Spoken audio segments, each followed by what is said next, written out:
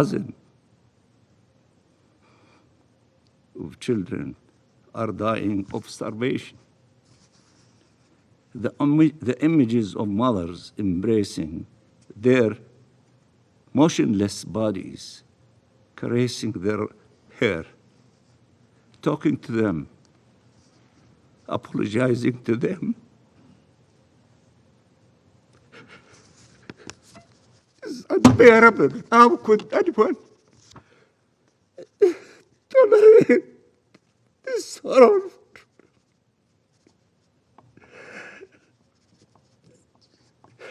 Excuse me, Mr. President. I have grandchildren. I know what they mean to their families.